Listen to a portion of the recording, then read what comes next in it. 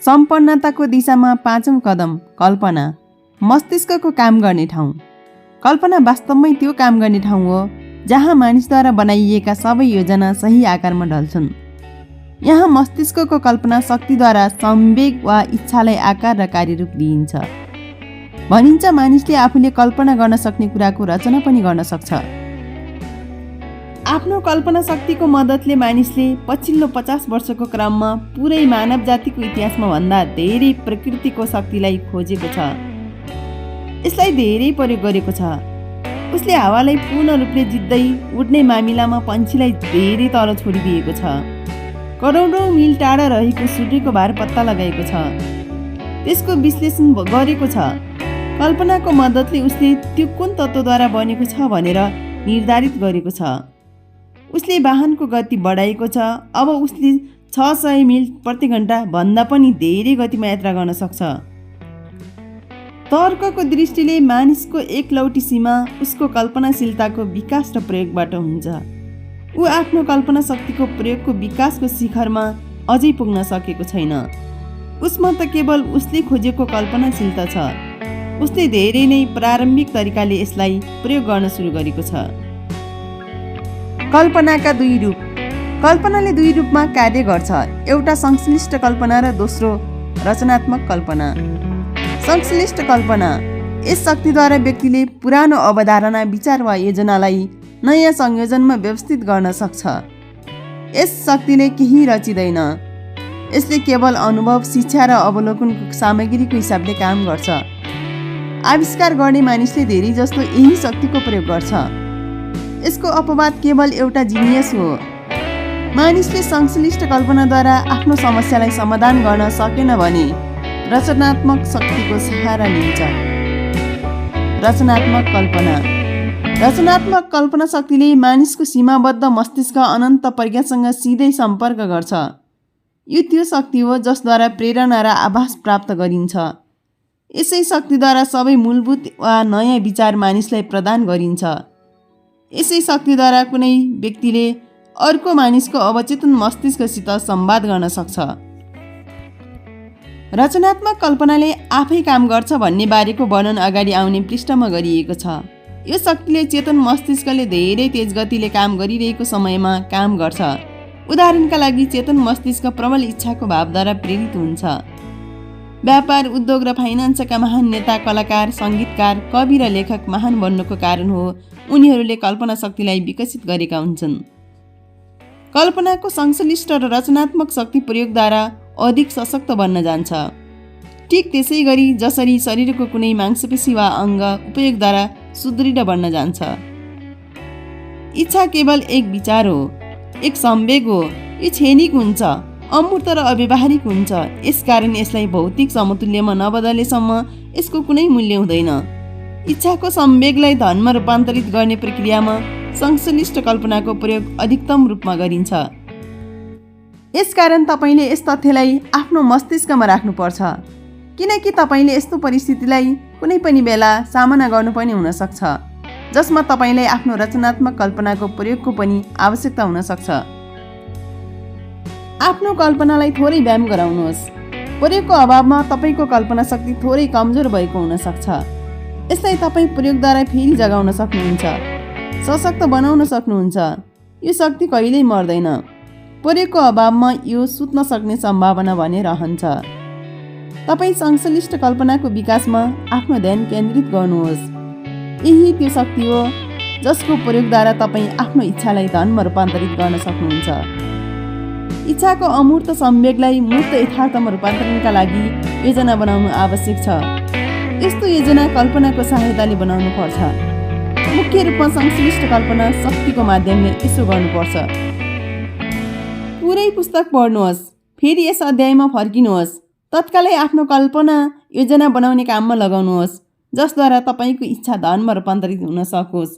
योजना बनाउनका लागि विस्तृत निर्देशन लगभग प्रत्येक अध्यायमा दिइएको छ। आफूलाई सर्वश्रेष्ठ लाग्ने योजनालाई पालना गर्नुहोस्। पहिलेदेखि नै यसो गर्नुभएको छ भने तपाईँ आफ्ना योजनालाई लेख्नुहोस्। जुन क्षण तपाईँ यसलाई पुरा गर्नुहुन्छ त्यही क्षण तपाईँ आफ्नो अमूर्त इच्छालाई मूर्त रूप दिनुहुन्छ। पछिल्लो वाक्यलाई एकपटक फेरि पढ्नुहोस्, जोडले पढ्नुहोस्। तपाईँले आफ्नो इच्छाको वक्तव्य वा यसको प्राप्तिको योजना लेख्नुहुँदा त्यही समय तपाईँ पहिलो कदम उठाउनुहुन्छ, जसको मद्दतले तपाईँ अन्ततः आफ्नो विचारलाई भौतिक समतुल्यमा बदल्न सक्नुहुन्छ। नियमले सम्पन्नतातर्फ लैजान्छ। तपाईँ र भौतिक वस्तु विकासवादी परिवर्तनको परिणाम हुन्, जसद्वारा पदार्थको सूक्ष्म कण क्रमबद्ध रूपमा सुव्यवस्थित र नियोजित गरिएको छ। यति मात्र होइन, यो धरती तपाईँको शरीरका लाखौँ कोशिका मध्ये प्रत्येक र पदार्थको प्रत्येक अणु ऊर्जाको अमूर्त रूपमा प्रारम्भ भएको थियो। इच्छा एक विचार संवेग हो। विचार संवेग ऊर्जाको रूप हो। धन कमाउन प्रारम्भ गर्नुहुँदा तपाईँले आफ्नो सेवामा त्यही ऊर्जाको प्रयोग गर्नुहुन्छ, जसद्वारा प्रकृतिले यस धरतीको रचना गरेकी थिइन्। यसमा शरीर र मस्तिष्क पनि सामेल छ, जसमा विचार संवेगले कार्य गर्छ। तपाईँ यी नियमको मद्दतले सम्पन्न बन्न सक्नुहुन्छ। यो अपरिवर्तनीय छ, तर पहिले तपाईँ यी नियमसित परिचित हुनुपर्छ। यसको प्रयोग गर्न सिक्नुपर्छ। यस सिद्धान्तलाई पटक पटक दोहोर्याउने र प्रत्येक सम्भव कोणबाट वर्णन गर्ने हो भने सायद तपाईँ समक्ष धेरै सम्पत्ति जम्मा गर्ने रहस्य प्रकट हुन जान्छ। यो कुरा अचम्म र विरोधाभासी लाग्न सक्छ, किनभने यो रहस्य वास्तवमा रहस्य नै होइन। प्रकृतिले हामी रहेकै धरतीमा यस रहस्यको विज्ञापन गर्छ। हाम्रो आँखाले देखिने प्रत्येक जीवित प्राणीले यस रहस्यलाई उजागर गर्छ। अगाडि आउने सिद्धान्तले कल्पनाबोधको बाटो खोलिदिन्छ। पहिलो पटक यस दर्शनलाई पढ्नुहुँदा तपाईँ जति बुझ्न सक्नुहुन्छ त्यसलाई ग्रहण गर्नुहोस्। त्यसपश्चात यसलाई दोहोर्याएर पढ्नुहोस् अनि तपाईँलाई सम्पूर्ण स्थिति व्यापक रूपमा प्राप्त हुन्छ। सबैभन्दा ठुलो कुरा भनेको यो पुस्तकलाई कमसेकम 3 पटकसम्म नपढेसम्म तपाईँ यस सिद्धान्तको अध्ययनमा नरोकिनुहोस्। यस पश्चात तपाईँ यो पुस्तकलाई पढ्न कहिल्यै बन्द गर्नुहुन्न। कल्पनाको व्यावहारिक प्रयोग कसरी गर्ने? विचार सम्पन्नताको सुरुवाती बिन्दु हो। यो कल्पनाद्वारा उत्पन्न हुन्छ। आउनुहोस् हामी केही सुपरिचित विचारको परीक्षण गरौँ, जसद्वारा धेरै सम्पत्ति आर्जन भएको छ। आशा छ यस उदाहरणबाट तपाईँलाई एउटा तरिकाको निश्चित जानकारी मिल्नेछ। यसको प्रयोग कल्पनाको प्रयोग सम्पन्न बन्नका लागि गर्न सकिन्छ। जादुको कितली। 50 वर्ष पहिले एकजना बुढा डाक्टर घोडा चढेर सहरमा आए। उनले आफ्नो घोडा बाँधे। एउटा औषधिको पसलमा पछाडिको ढोकाबाट बिस्तारै भित्र छिरे। युबाट र क्लर्कसित चर्चा गर्न थाले। 1 घण्टासम्म बुढा डाक्टर र क्लर्कले कुराकानी गरे। त्यसपछि डाक्टर बाहिर निस्किए। उनी आफ्नो बग्गीको छेउमा पुगे। त्यसबाट एक ठुलो पुरानो कितली निकाले। त्यसलाई क्लर्कको पसलको पछाडि लगेर राखिदिए। क्लर्कले कितली जाँच गरे। आफ्नो भित्री खल्तीमा हात हालेर नोट निकाले। त्यो नोट डाक्टरलाई दिए। क्लर्कले डाक्टरलाई कुल $500 दिएका थिए, जुन क्लर्कको पुरै बचत थियो। डाक्टरले क्लर्कलाई एउटा सानो कागजको टुक्रा दिए, जसमा एउटा गोपनीय फर्मुला लेखिएको थियो। त्यस सानो कागजमा लेखिएको शब्दको मूल्य राजाको खजाना बराबरको मूल्य थियो। डाक्टरको लागि भने होइन, मात्रै जादु शब्द उम्लन सुरु गर्न आवश्यक थियो। तर कितलीबाट कति अथाह धन बर्सिनेछ भन्ने डाक्टर र क्लर्क दुवैले जान्दैन थिए। बुढा डाक्टर $500 कितली बेचेर धेरै खुसी भए। क्लर्क आफ्नो जीवनभरिको बचत एउटा कागजको टुक्रा र पुरानो कितलीका लागि दाउमा लगाएर धेरै जोखिम उठाइरहेका थिए। उनले सपनामा पनि सोचेका थिएनन् उनको कितली उम्लिँदा त्यसबाट सुन बग्नेछ, जसले एक दिन अलादिनको चमत्कारी प्रदर्शनलाई पनि पछाडि छोडिदिनेछ।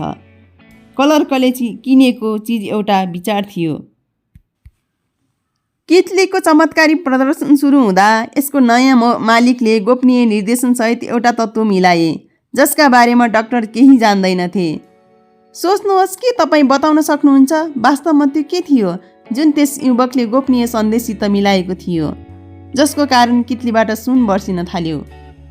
यहाँ तपाईँलाई एउटा वास्तविक कहानी बताउन गइरहेको छु, जुन एक विचारको रूपमा प्रारम्भ भयो। आउनुहोस् हामी सुनको त्यस विशाल थुप्रोतर्फ हेरौँ जुन विचारबाट उत्पन्न भयो। यस थुप्रोले धेरै धन कमाएको छ। आज पनि यसले संसारमा कितलीको सामग्रीलाई करोडौँ मानिससम्म पुर्याइरहेको छ, मानिसलाई धन कमाएर दिइरहेको छ। पुरानो कितली आज संसारमा सबैभन्दा ठुलो उपभोक्ता मध्ये एक हो। यस कारणले यसले हजारौँ मानिसलाई रोजगार उपलब्ध गराइरहेको छ। पुरानो किटलीले प्रत्येक वर्ष करोडौँ काँचको बोतललाई काममा ल्याउँदा काँचको काम गर्ने धेरै मानिसलाई रोजगार मिल्छ। पुरानो किटलीले पुरै देशमा कलरको स्टेनोग्राफ, कपिराइट्स र एडभर्टाइजिङ विशेषज्ञको समूहलाई रोजगार दिन्छ। यसले ती दर्जनौँ कलाकारलाई सम्पत्ति दिलाएको छ जसले यस उत्पादनलाई विज्ञापन गरेर राम्रो छवि बनाएका छन्। पुरानो किटलीले एउटा सानो दक्षिणी सहरलाई दक्षिणको व्यापार राजधानी बनाइदिएको छ, जहाँ यसले प्रत्यक्ष वा अप्रत्यक्ष रूपले सहरको प्रत्येक व्यापार र नागरिकलाई लाभ पुर्याउँछ। यस विचारको प्रभावले अब संसारको प्रत्येक सभ्य देशलाई लाभ पुर्याएको छ। यसलाई छुने प्रत्येक व्यक्तिलाई सुनको बग्दै गरेको धाराबाट आफ्नो भाग प्राप्त हुन्छ।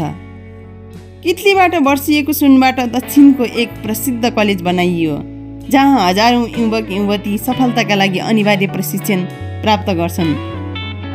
यदि पित्तलको यो पुरानो किटली बोल्न सकेको खण्डमा यसले प्रत्येक भाषामा रोमाञ्चका रोमाञ्चक कहानी सुनाउनेछ। प्रेम रोमाञ्च, व्यापारको रोमाञ्च, प्रोफेसनल पुरुष र महिलाको रोमाञ्च आदि। लेखक कमसे कम एउटा रोमाञ्चको बारेमा पूर्ण रूपले अनुभवी रहेको छ।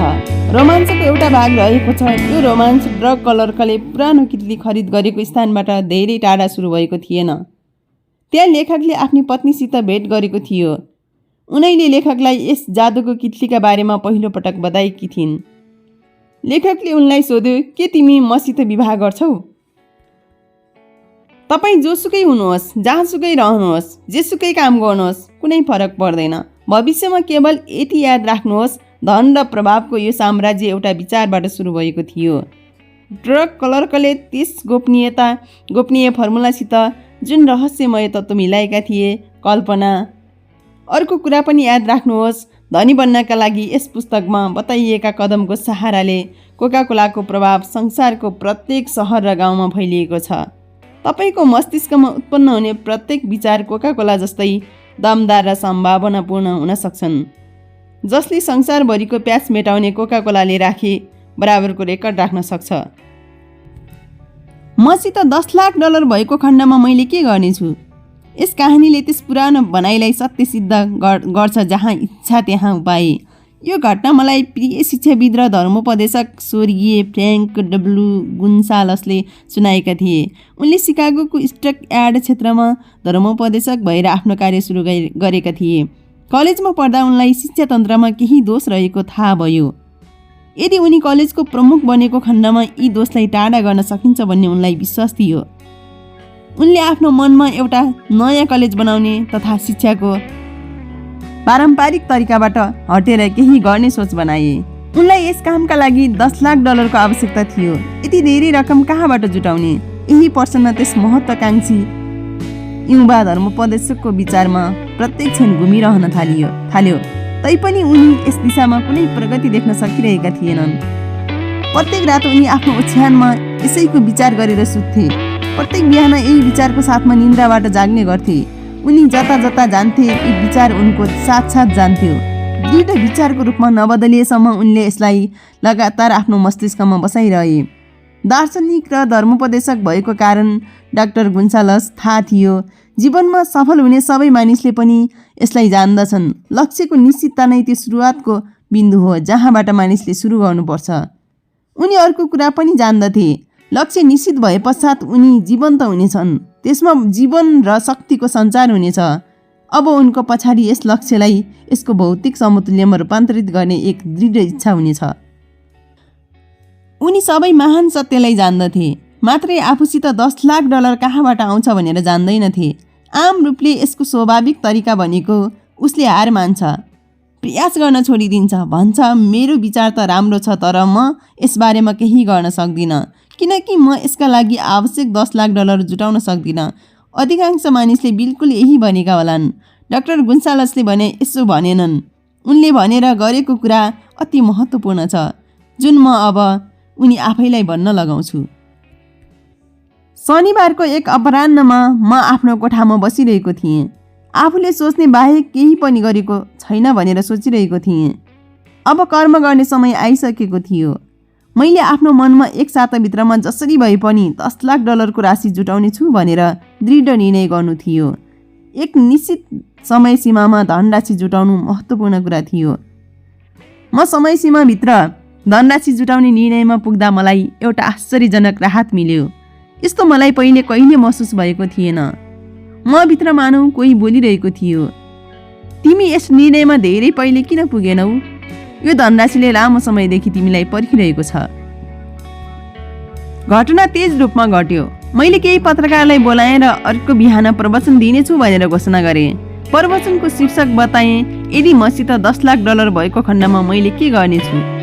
म तत्कालै प्रवचन तयार गर्नमा जुटेँ। म तपाईँलाई साँचो कुरा बताउँछु, प्रवचन तयार गर्ने काम गाह्रो थिएन।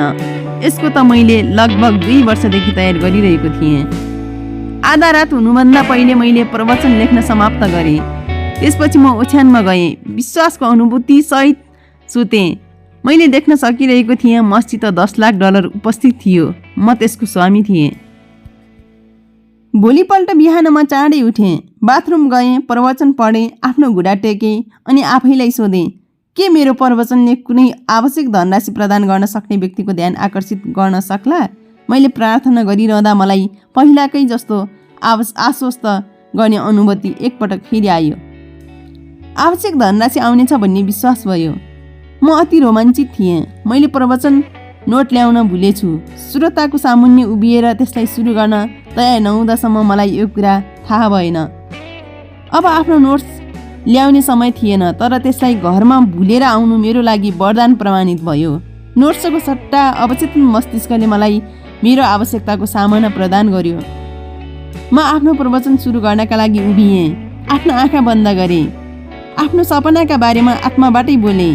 मैले न केवल श्रोतासित कुराकानी गरेँ, बरु मलाई लाग्छ मैले ईश्वरसित पनि कुरा गरेँ। यदि यति धन मेरो हातमा राखिदिएको खण्डमा म 10 लाख डलरले के गर्न सक्थेँ भनेर बताएँ। मैले मेरो मस्तिष्कमा भएको योजना विस्तारपूर्वक भनिदिएँ। म कसरी महान शैक्षिक संस्था बनाउन गइरहेको छु भन्ने बारेमा मैले बताएँ। त्यस संस्थामा युवा व्यक्तिले व्यवहारिक कुरा गर्न सिक्नेछन् र उनीहरूको मस्तिष्कको विकास पनि हुनेछ भनेर सुनाएँ।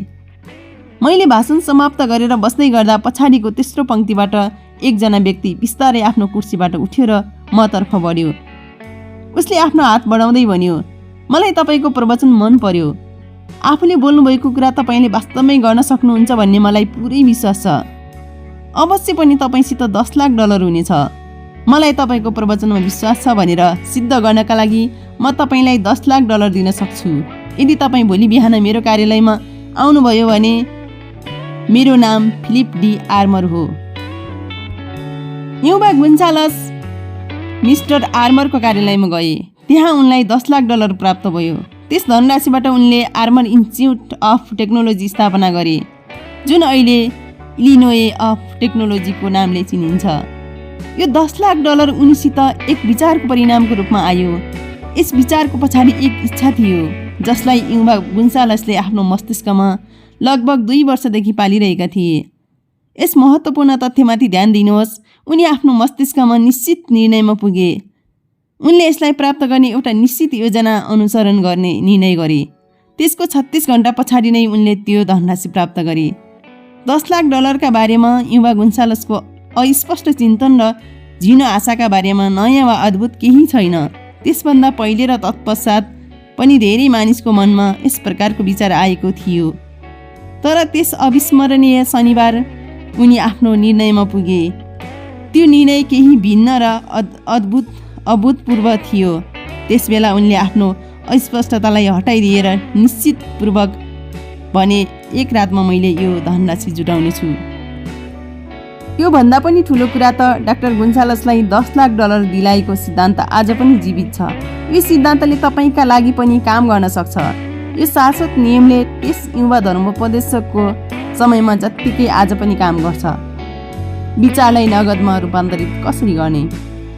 आशा क्याडलर र डाक्टर फ्र्याङ्कको बीचमा एउटा कुरा समान थियो। दुवैले निश्चित लक्ष्य र योजना शक्तिद्वारा विचारलाई नगदमा बदल्न सकिन्छ भन्ने सत्यलाई जान्थे।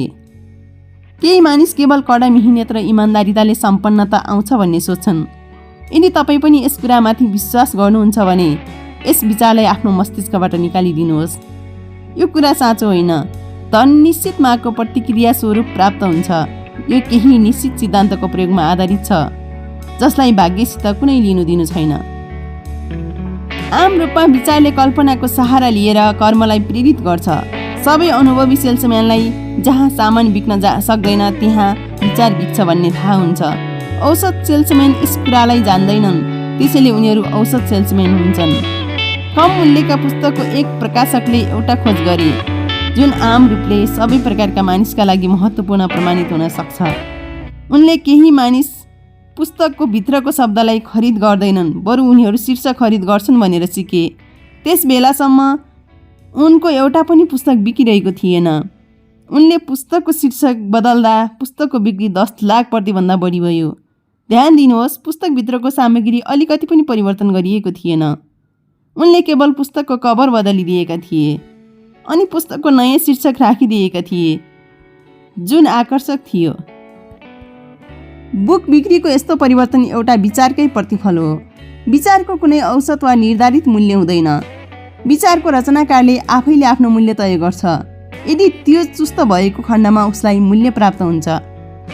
व्यवहारिक दृष्टिले प्रत्येक सम्पन्नताको कथा त्यस दिनबाट सुरु हुन्छ। विचारको एक रचयिता र विक्रेता जम्मा हुन्छन्, मिलेर काम गर्छन्। कार्नेगीले आफ्नो वरिपरि आफूले गर्न नसक्ने खालका काम गर्ने मानिस जम्मा गरेका थिए। करोडौँ मानिस जिन्दगीभरि ब्रेक वा मौकाको खोजीमा रहन्छन्। हुनसक्छ उनीहरूलाई भाग्यवश कुनै मौका प्राप्त हुन्छ, तर सबैभन्दा सुरक्षित योजना भनेको भाग्यको भरोसामा हातमा हात बाँधेर नबस्नुहोस्। मलाई एउटा सुनौलो मौका प्राप्त भयो जसबाट मलाई मेरो जीवनकै सबैभन्दा ठुलो अवसर मिल्यो। 25 वर्षको लगनपूर्वक गरिएको प्रयास पश्चात यो अवसर मेरो पुँजी बन्न सक्यो। यो एउटा मौका थियो। मैले एन्ड्रयू कार्नेगीसित भाग्यवश भेटेँ। मलाई उनको सहयोग प्राप्त भयो। त्यस अवसरमा कार्नेगीले मेरो मस्तिष्कमा विचारको बीज रोपिदिए। त्यो बीज थियो म उपलब्धिको सिद्धान्तलाई सफलताको फिलोसोफीको रूपमा व्यवस्थित गरौँ। 25 वर्षसम्म भएको शोधमा जुन खोज भएको छ त्यसबाट हजारौँ मानिसले लाभ उठाएका छन्। केही मानिस यस फिलोसोफीलाई अपनाएर धनी बनिसकेका छन्। उनीहरूको सुरुवात सजिलो थियो। त्यो एउटा विचार थियो। यसलाई जोसुकैले पनि विकसित गर्न सक्छ। मलाई सहायता दिने अवसर कार्नेगीबाट प्राप्त भएको थियो, तर लगन निश्चित लक्ष्यलाई प्राप्त गर्ने इच्छा र 25 वर्षको लगनको के कुनै अर्थ छैन त?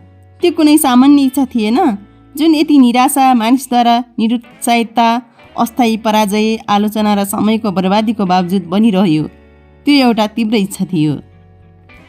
मेरो मस्तिष्कमा यस्तो विचार कार्नेगीले रोपिदिएपछि यसलाई जीवन्त बनाइरहनका लागि मनाइयो। यसलाई हेरचाह गरियो, आकर्षित गरियो। बिस्तारै बिस्तारै यो आफ्नै शक्तिले शक्तिशाली बन्यो। यसले पछि मलाई मनायो, मेरो हेरचाह गर्यो, मलाई प्रेरित गर्यो। पहिले तपाईँ विचारलाई काम र मार्गदर्शन दिनुहुन्छ, पछि त्यो आफै शक्तिशाली बन्न जान्छ। आफ्नो बाटोको तमाम अवरोध हटाइदिन्छ। विचार अमूर्त शक्ति हो। यसमा जसबाट यो उत्पन्न हुन्छ त्यो भौतिक मस्तिष्कभन्दा धेरै शक्ति हुन्छ। यसमा जीवित रहिरहने शक्ति हुन्छ। यो शक्ति बनिरहँदा यसलाई जन्म दिने मस्तिष्क हराइसकेको हुन्छ।